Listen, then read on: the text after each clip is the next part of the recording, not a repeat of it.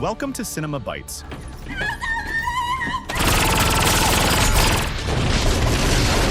Your go-to for movie recaps in a flash. Big twists, epic moments, all in just minutes. The movie Jason X begins with the legendary serial killer known as Jason was caught by the United States government and placed in a research facility. Since he couldn't be killed, the scientists planned to freeze him. One of the guards was nervous about Jason's stare, so he shoved him and pressed his head down. At that moment, Dr. Rowan was arguing with her boss, who decided instead of freezing Jason, to send him to a lab to study his cell regeneration abilities and make a lot of money from him. Rowan thought this was a terrible idea, since it would allow Jason to continue killing, but her boss completely ignored her. After a while, the head scientist and a group of soldiers entered the room where Jason was supposed to be. When they removed the cover, they found the guard's corpse chained up instead. At that moment, Jason emerged from hiding and began killing everyone in the room mercilessly. Rowan was waiting outside and screamed when a soldier was thrown through the door. Jason appeared behind her, so Rowan grabbed the soldier's rifle, ran to the lab, and hid, waiting for him. As soon as he entered, she shoved furniture at him and started shooting until she pushed him into the freezing capsule. She quickly locked him in and activated the machine. As Jason was freezing, he managed to stab his machete into the door and hit it, causing a malfunction in the machine. The facility activated containment protocol and coolant liquid spread everywhere. Rowan was also frozen. 400 years later, Earth had become a wasteland after the end of the world, so polluted that no one could live on it. Humanity migrated to a new planet called Earth 2. One day, Dr. Lowe and his team of university students visited Earth on an exploration trip. They entered the facility, opened the capsule, and found Jason frozen inside. They also found Rowan lying on the ground, perfectly preserved. The team immediately decided to take both bodies to their ship. As they tried to move Jason, he fell, and his machete cut off the arm of a student named Azrael. Luckily, the robot KM-14 gave him an injection to temporarily ease the pain. The group carried the bodies through a sandstorm and returned to the ship, which took off immediately and returned to the main vessel. Azrael was put into a healing pod, and nanotechnology restored his arm in minutes. Rowan and Jason were transferred to different labs to be revived, but first they ran some tests. While examining the scans, the group was surprised at how Jason could function with such a small brain. Nanotechnology healed Rowan's wound in one lab, while Adrian took Jason to another to take a sample from his brain. When Rowan was fully healed, she woke up terrified and slapped Lowe, who explained the situation to her. Rowan calmed down but was shocked to learn she was now in the future. Later, Professor Lowe went to his office to contact the Solaris research station and sent files about Rowan and Jason, hoping to make some money off the situation. Reviving a person frozen for 400 years was no longer a novelty, so Rowan was not considered interesting. But Jason was still a notorious killer, even in the future, and Lowe agreed to sell him for people to watch. After closing up, a student came to Lowe to negotiate a good grade. Meanwhile, Adrian removed Jason's mask and realized how disfigured his face was, so she quickly put the mask back and focused on studying the sample. Behind her, Jason began moving as he thawed. In another room, Sunaran was trying to modify KM-14 to make her look more realistic, but it was a bit difficult. At that moment, the sounds of chaos on the ship woke Jason. When Adrian turned around, she didn't find him on the table. Suddenly, Jason appeared behind her, grabbed her face, and threw her through a glass wall. Adrian screamed to alert Wand, but he didn't hear her. Jason then dragged her by the hair, dunked her face into nitrogen, froze her head, and smashed it on the table, killing her. He then took a machete from the operating table and went to look for another victim. Meanwhile, Lowe brought food to Rowan and pretended not to know who Jason was, so she told him all the details about how Jason couldn't die. Later, Lowe introduced Rowan to some of his students. She was impressed by some of the experiments, especially KM-14. Then Wayland appeared with Jason's old machete. Rowan was terrified and realized they had brought Jason on board. Lowe swore Jason was dead, but Rowan was suspicious and demanded proof. They went to Lab 2 and found Adrian's corpse.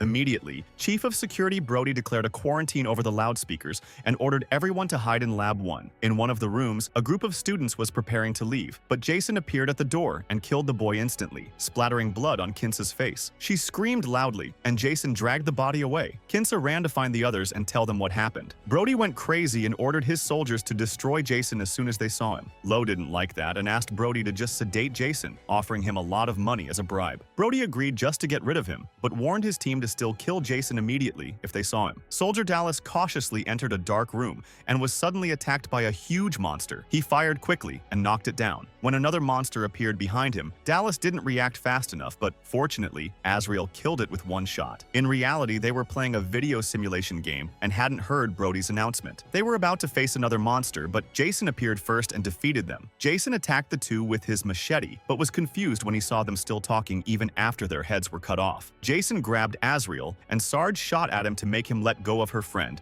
but the bullets had no effect. Azrael tried to jump on Jason from behind, but Jason easily caught him, broke his spine, and threw him to the ground. He then grabbed Dallas and smashed his face against the wall. Moments later, two soldiers found the bodies in the game room and warned the others, who were very worried. Meanwhile, Engineer Crutch was working at his desk with headphones on, not noticing anything. Suddenly, he saw Jason approaching in the mirror. Before he could react, Brody and his soldiers appeared, ordered him to duck, and fired dozens of rounds at Jason, destroying half the room in the process. When the shooting stopped, they discovered Jason had disappeared. After Crutch went to Lab 1, the soldiers split up to search for Jason, thinking he must be seriously injured. But this allowed Jason to continue killing quietly. First, he grabbed a soldier from behind and broke his neck in a dark corner. Then he found another soldier alone and attacked him with the machete. The fight began, and the soldier managed to land a few punches, but Jason struck him and threw him over the railing, causing him to land on some equipment that impaled him to death. The others found the body and reported to Brody, who ordered the team to continue the mission. After that, Jason came from behind and slit her throat, but she didn't die immediately. She staggered toward a colleague to ask for help, but in the end, she collapsed dead. Jason appeared, and the soldier immediately fired at him. The bullets pushed Jason back until he got hooked on a meat hook. The soldier then pressed a button to hang Jason in the air and told the others over the radio that he'd won, but Jason simply jumped off the hook, killed him, and cut his body in half. Brody went looking for them and found the last soldier hanging dead on the hook, realizing now that he was completely alone and refusing to surrender. Brody continued to move stealthily through the corridors, and suddenly Jason's arm broke through the wall, grabbed him violently, and shoved him onto the structure to impale him. Defiantly, Brody said that wasn't enough, so Jason stabbed him again to make sure he was dead. In Lab 1, the group realized they no longer had any protection. Lowe called the pilot and ordered him to use hyperspace to reach Solaris Port quickly. The ship did move, but Jason appeared behind the pilot and killed him too, causing the ship to lose control and crash directly into Solaris, destroying several buildings and causing multiple explosions that destroyed the ship's systems and the entire structure. Even though it hit the buildings, the ship kept flying and left Solaris Port. Lowe considered trying to pilot again, but saw from the window that the port was exploding. At that moment, all the students were worried, so Lowe told them to wait for another ship because he had activated the emergency signal. Just then, someone started banging on the door. The screams of terror made the banging stop, and as they tried to figure out what was happening, Jason burst through the glass wall leading to the other lab. The group panicked and began to run and hid in another room. Lowe stayed behind and tried to talk to Jason, offering him fame and money. Jason found his original machete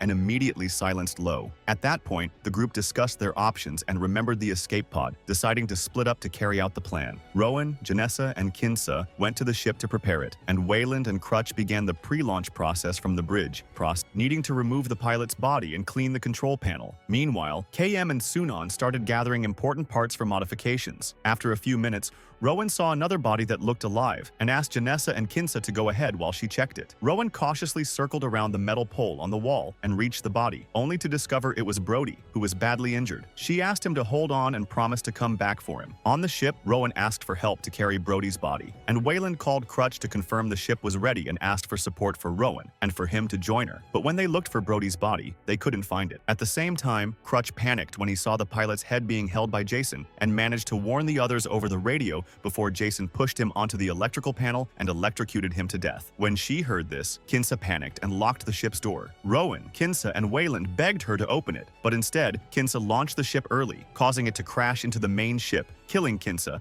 and causing more damage to the structure. The three tried to figure out what to do next, but Jason appeared and cornered them. Before he could attack, Sunaran arrived just in time to show off the upgrades made to KM-14, who was now armed and ready to fight. Jason immediately threw his machete at her, causing her to fall to her knees in pain. Jason then approached to finish her off, but KM-14 was faking and quickly opened fire, blasting him back. She jumped high and continued shooting, exchanging shots with a few kicks. After fighting Jason for a few minutes, KM-14 KM-14 performed some amazing acrobatics and got ready to strike his head, but Jason hit her and threw her far away. Just as he was about to kill her, Brody appeared from behind and distracted Jason long enough for KM-14 to recover. With another weapon, she shot and cut off Jason's arm as she broke through the wall, allowing her to kick him into Lab 1. The second shot caused Jason to fall into the healing machine. The fall caused a small explosion before KM-14 hit Jason on the head to finish him off, and as a final touch, she threw the machete into his body again, thinking it was over. The group gathered and took Brody to another room to treat him. Brody had recovered about 80%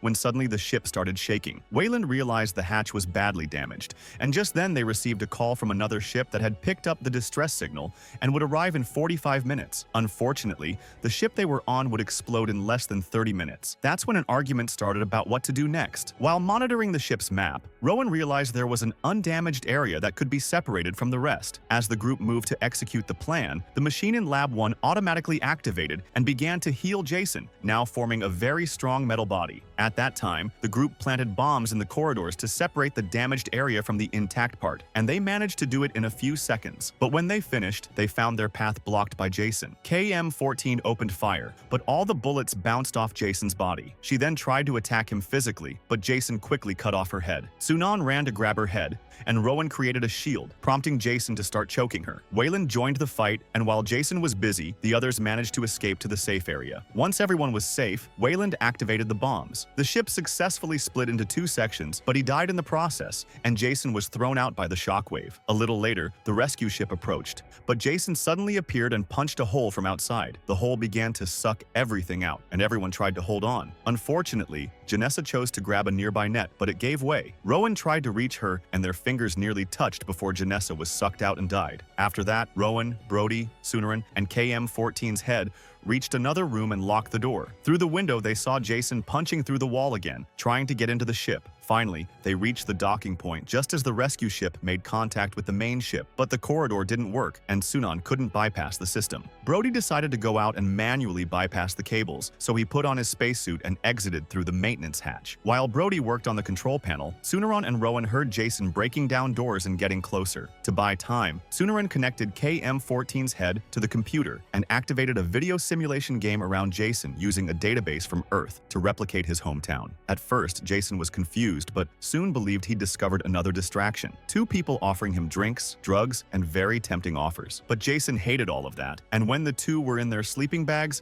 Jason grabbed one and started beating the other with her body. At that moment, Brody finally managed to restart the system and the passage opened, but by tampering with the cables, it caused an explosion in the room and ended the simulation. As soon as Jason approached, Rowan and Sunaran ran to the rescue ship, but Sunaran realized they had forgotten KM-14. Rowan went back for her and ran to the bridge. Seeing Jason getting closer, the killer tried to follow her, but Brody appeared and closed the passage. The rescue ship couldn't wait any longer and took off, while Brody faced Jason directly. Part of the ship exploded, and the shockwave threw Jason towards the rescue ship. Luckily, Brody also launched in the same direction and pushed Jason away. After that, Brody used Jason as a shield, and both of them fell together into the Earth's atmosphere and burned up completely. Rowan, Sunaran, and KM-14 finally relaxed and were happy that it was all over. On Earth, two kids saw a meteor fall into a lake and decided to go check it out. That meteor was actually just Jason's head, which might still be alive to this day. And here, our story ends for today. Stay tuned for new videos and summaries. Goodbye.